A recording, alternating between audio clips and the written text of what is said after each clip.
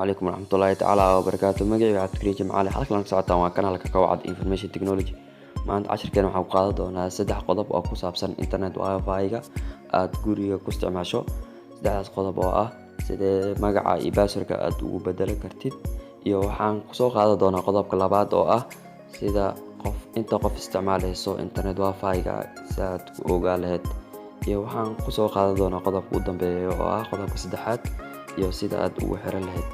marka waxaad u baahan tahay inaad ka soo gasho application-kan. aniga waxaan isticmaalayaa Chrome-ha, browser-kan isticmaalaa, laakiin browser-ka walba aad telefoonka ku jiro waa isticmaali kartaa.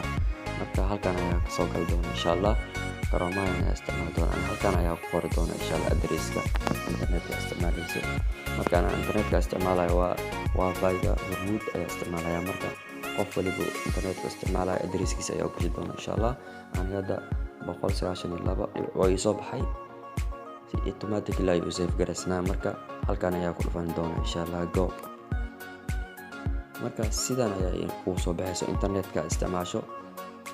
waxyaabaha cadeeyahayo ayaa ku soo qod doona insha Allah. hormuud oo ujeeda umaleena inaad isticmaalo. halkan ayaa ku cadeeya username iyo password oo gaar ayay leeyihiin.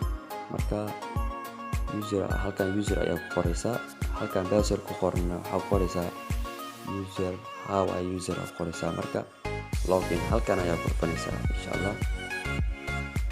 marka halkaad ku dhufato waxaa ku soo baxayo 3 browser.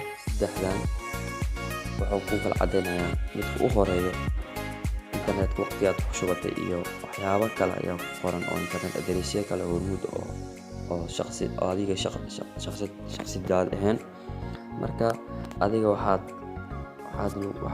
u baahan tahay inaad isticmaasho labadan browser. marka connect WLAN device 3 iyo connect device 3 labadan ayaa ka isticmaali kartaa. marka kan ugu horeeyo halkan ayaa ku dhufanaysaa. marka halkan markaad ku dhufato waxaa ku soo baxayo internet wifi-gaaga magaca ku qornaa iyo password-kiisa. marka aan hadda magaca password-ka ma ka bedelay, laakiin halkan ayaa laga bedelay. halkan ayaa ka tirtiraysaa magaca korkaas ay qoraysaa, meeshaan password-ka ay ku qoranaysaa daawada. marka uma baahnayd mar dhow ayaa bedelay password-ka. marka adiga ayaa for example ku tusaya daawada. marka qodobka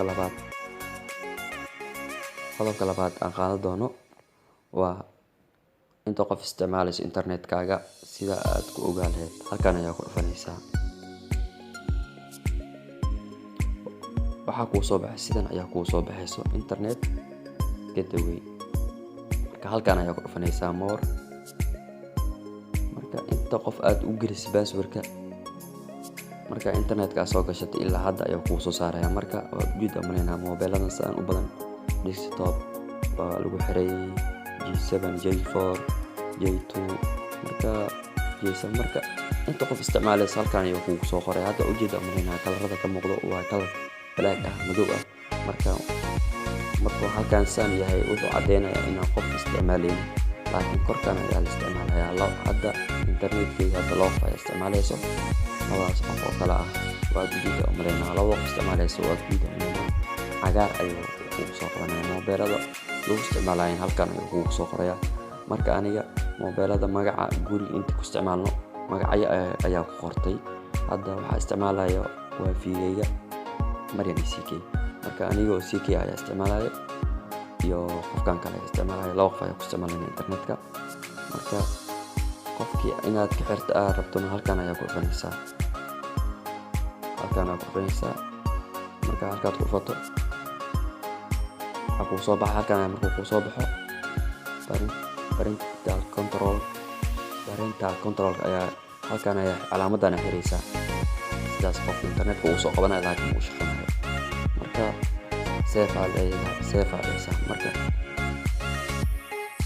qodob midkaas waay, laakiin waxaan rabnaa inaan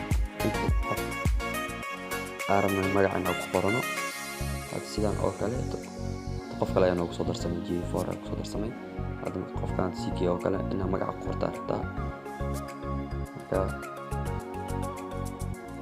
sidan ayuu ku soo saari doona insha Allah. halkan ayaa qoraysaa magaca inaad kusoo qorto haddii aad rabto add time rule-kan ayaa kusoo dhufanaysaa. sidan ayaa kusoo baxayso time marka liiskan ayaa kusoo baxayo. marka qofka rabto inaad aad ka xirto halkan ayaa kusoo qoray every day maad xiraysaa ama every week, halkan iyo halkan ayaa kusoo qoraya. marka qofka rabtid oo calaaminaysaa set ayaa dhigaysaa. marka hadda inaan qof aan ka xiro ma doonayo, qaadale for example kugu tusaya. marka meesha magaca aad kusoo qoran lahayd halkan ayaa ku dhufanaysaa device aad leedahay. sidan ayaa kugu soo baxayso aad ujeedaa malaynaa hadda CK oo kale. waxaa kula ogaanaysaa inta internet qof aad ogashahay oo guriga kula joogto ayaa magacyadooda qoranaysaa ay taleefanada isticmaalaan. halkan ayaa ka tiraysaa bacad meesha ayaa save garaysan doona insha Allah. marka saddexdaas qodob ayaa ku qaadanay maanta internet wifi-ga. waa hadda muuqaalka aad ka heshay fadlan daawade waxaa kaa codsanaya inaad channelka subscribe saarto oo kambeer furato si ay kuu soo gaaraan muuqaalada muurabi aan soo gelino. daawade muuqaalkeena muuqaal kale intaan kulmi doono waana kasta video insha Allah. sidaas iyo bye bye.